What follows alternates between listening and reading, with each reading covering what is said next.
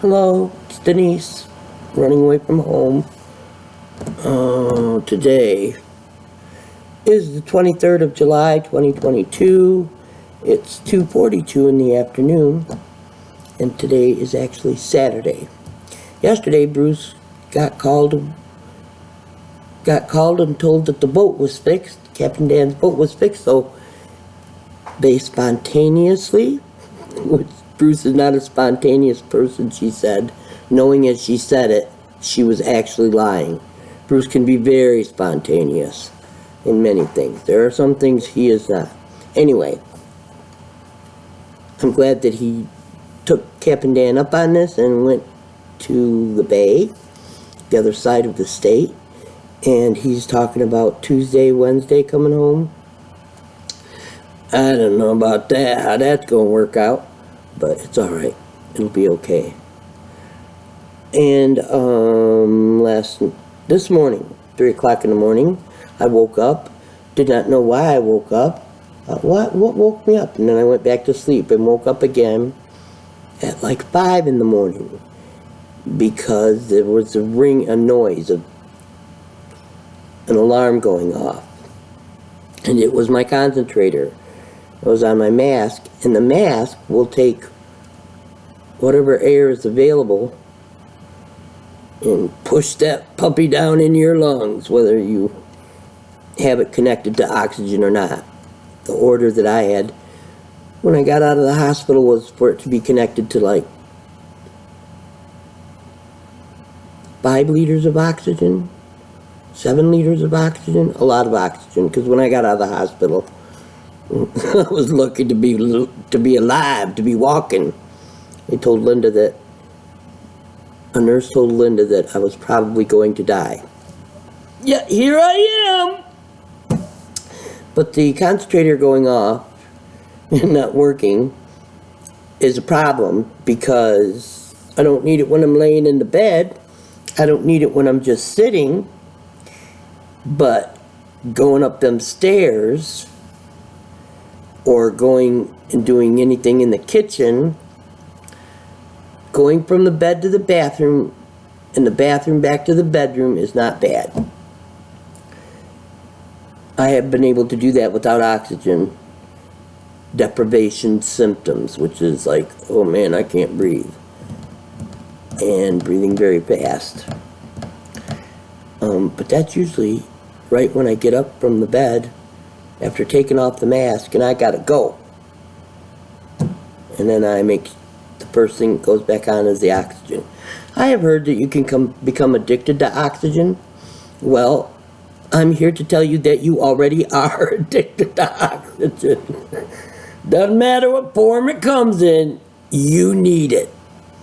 You don't have it, you're gonna be in a bad way. Think about it. And even if it's an addiction to the pure form of oxygen that I'm able to get out of the concentrator and out of the tanks, as you can probably tell, I do get breathless even just talking. Also, last night, I just want to put this in, I had to take morphine because I had the cramps in my stomach. You know, that I get when I move, and the back cramps. Only they had been settling on just to the left side of my body. Now it's on, this one was on both sides. And Bruce was here talking to me, and are you okay? Yeah, I'm fine. As soon as he left, I took the morphine, and it was gone within 15 minutes. Thank you, thank you, thank you. Because usually what that involves is me totally just separating my mind from my body, laying down, and sometimes it'll pass very quickly and sometimes it won't, but it did. So I took morphine yesterday. That's hospice for you. So I had to do something about the oxygen. They brought a replacement large oxygen tank, which is the emergency backup tank. It's like, trying to think, it's like maybe 100 pounds of oxygen. It was. It was very big. And it's to be used when the electricity goes out, your concentrator dies, so you don't use the I believe they call them K tanks, which last for about 4 or 5 hours at the rate that my oxygen is ordered. I was sleeping when the guy came. The guy came because it was taken without my knowledge or my input, because they told Bruce it was empty, and I know for a fact it was not, because I had checked it. It's just this big old tank that's sitting there, and I want to always make sure that it's turned off at the source and turned off at the regulator. So I would do that when I would go in there, and I remember doing that. But he told Bruce it was empty. And then I said, we'll bring one back, they said. And they didn't. They didn't bring one back. Hospice is comfort measures only. Oxygen is a comfort. When you can't breathe, you are uncomfortable. So I waited until about 7, quarter after 7, 7:30 to call hospice and say, my concentrator stopped in the middle of the night. Can I call CareLink, or do you have to call CareLink? What's your name? Well, I'll get a hold of the on-call staff. I thought you were the on-call staff, but what you are actually is you're the triage, or just the message taker. That's what it is. You're just a message taker to relay, so the phone don't just ring in their house. You're a sensor. And the hospice nurse called me back, and she said, oh, I can do it. It's not a problem. They probably don't open until 8. It's Saturday, or maybe even 9 or 10. I'm like, I know they have it just like you do, a 24-hour person to decide if it's an emergency or not, in which case this pretty much is an emergency. Something will have to be done today, soon. But she called, and then the guy called at 9 and wanted to know something. And I said, listen, it went off at 3 in the morning.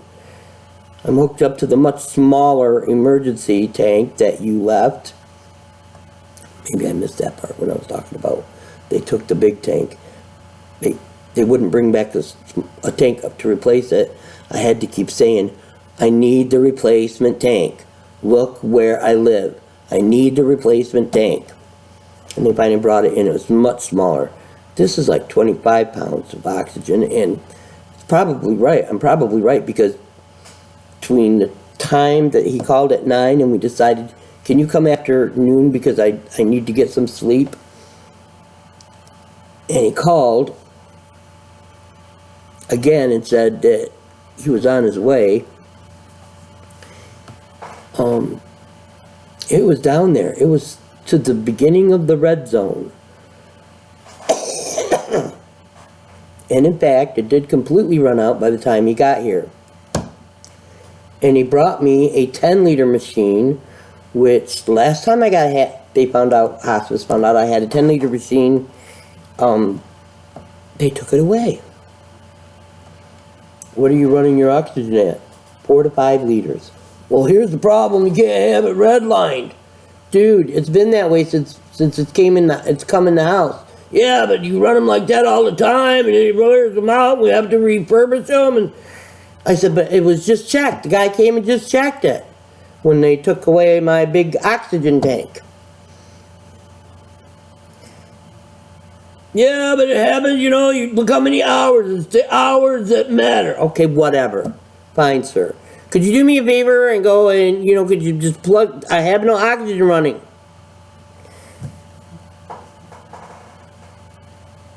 I don't know what else happened, but what ended up happening is, I just like, well, this is a brick wall. I can't change you. This is a me problem. So I took the thing, and he said, you know, you're plugged in. I don't know where you're going with that, but that's probably not going to be enough. You know, okay, thank you. Unplugged it and plugged it in, and then plugged in my oxygen on it. Told him thank you and said, look, I'm sorry. I'm just frustrated. I'm frustrated. That's okay. And then he took the old one, and away they went. So, now, Jason, this morning, at 11:48, before I was awake, Facebook messaged me. I have taken Facebook Messenger off my phone and off my iPad because it's given me some weird thing that I have a message, but I can't find the message. And I'm one of those people who likes a clean surface. I don't like anything that appears that I have not paid attention to it. You know, oh, there's a message. I need to read that. So it was just bothering me quite a bit. But I do get notifications on my phone. Not on my iPad, on my phone. And Jason Facebook messaged me that he could only access me through Messenger, something about his phone. I don't know, do you need the money to pay for your phone, Jason? I can give you that. I can give you that if you need it. I'm sure it's $100, but I can give you that. Well, you know, I'm rounding up like Bruce does. You know, something's $70, he'll say it's $100. $50, it's $100. So, there is some nasty weather on the other side of Lake Michigan. What did I? Iowa, Wisconsin, Minnesota, the northern part. And we being pretty much in the middle, but closer to the northern than to the, you know, I'm not really in the middle of the mitten, but I'm close to the edge of the northern. You know, close to that edge. Geography is weird. Can I tell you? Just ask the people who are experts at gerrymandering. Anyway. So I'm at the northern part of that, and that weather could affect us. It's supposed to be here after around 11, is what my app said. The WGRD, Channel 13 weather app that I have, which is from Grand Rapids, which is about 50 miles to the southwest of me. Yes, I'm proud of that. It was hard living in Alabama, getting used to where the counties were and knowing where I was on the map. I know it's a weird thing to say, but especially for a girl who moved all over the United States with her parents and her siblings. And I say that because we moved to California, which involved traveling over a lot of the United States. I have not lived in the eastern. I always thought I would like to live in Maine or Massachusetts. I would like to see that Atlantic coastline. Anyway, so it's already been a day. The new concentrator is quite an upgrade, to be honest with you. This is not an older model. This is a newer model. Thank you for that. Hopefully it'll last. There is some powderish stuff underneath the where the old one is sitting and where the new concentrator is now sitting that I should have vacuumed up. Hello? Vacuum it up. You know, Bruce is not here to do a single thing for me. Not that I usually ask him to do things. But if there were something that were to come up that I would need help with, he would definitely help me with. Ah, you want to live by yourself, Denise? Here's the test.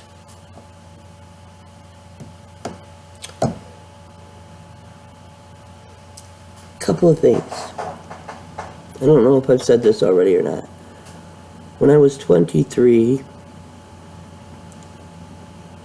did I figure that out? Yes. It was 1980. It was 1981 when I found out I had it. 57, 67, 77, 78, 79, 80, 81. Okay, I was 23. My birthday is in December. And I found out at my 6 weeks checkup after I had Christopher on Christmas Day of 1980 that 6 weeks later I found out that I had cervical cancer. And I'd already had my tubes tied, so the decision was made to have a hysterectomy. Just the uterus, left my ovaries, so I did not go through menopause.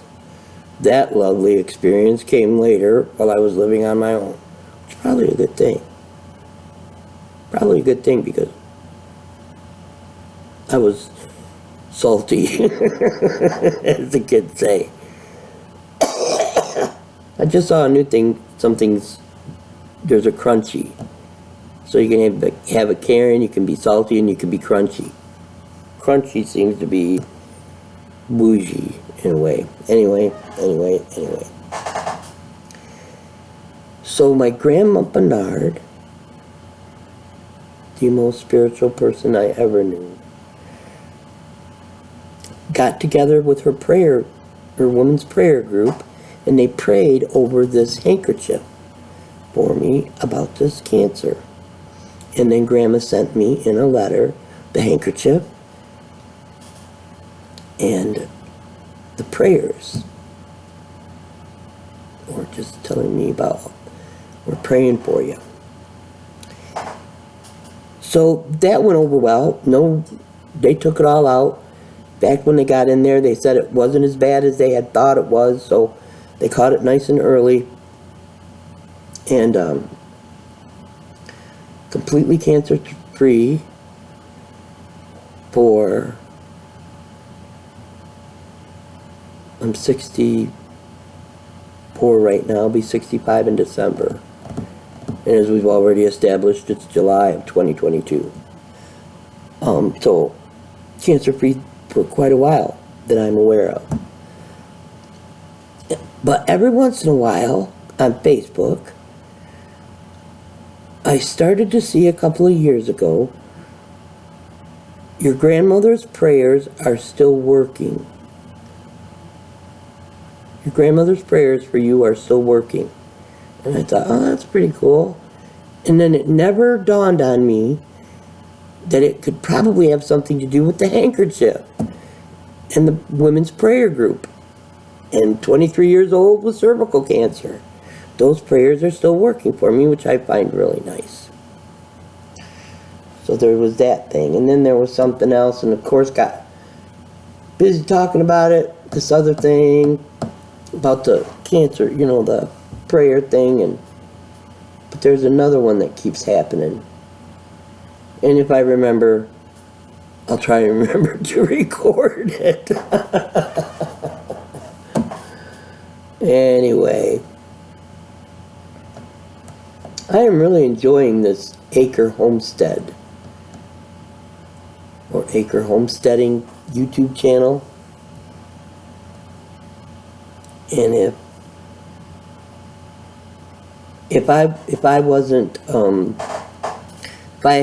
if I did not make such bad life choices and could still, you know, work with Bruce in his garden, he is set up perfectly here to do what this girl is doing, which is making sure she's got everything she needs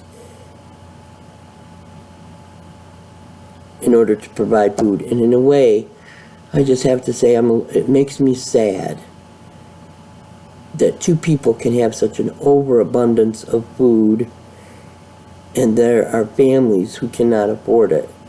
And it's just the way America is.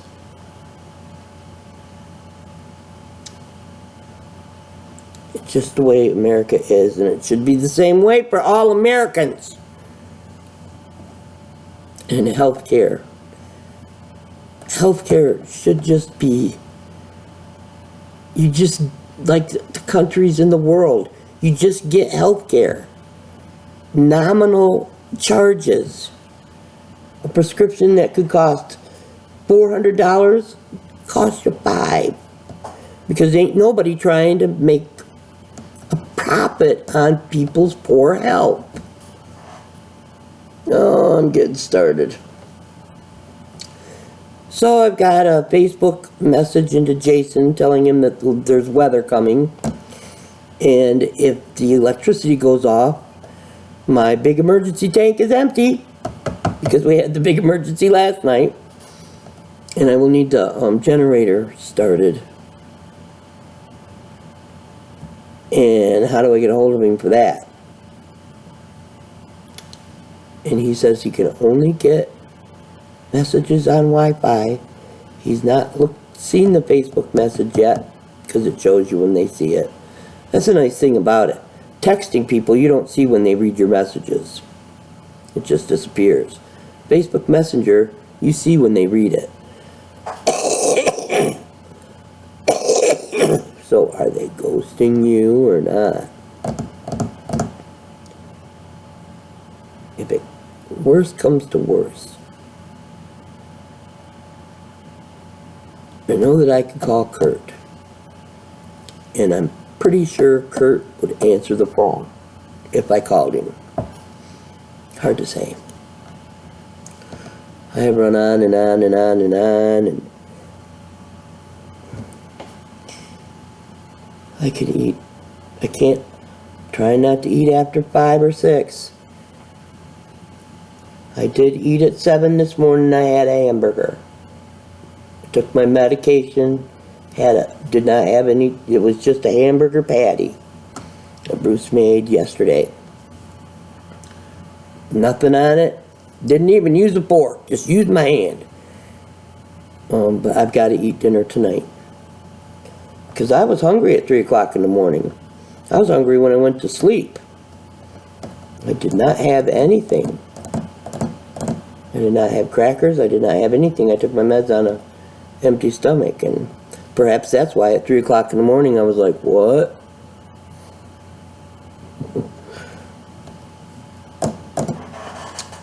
Have a good day.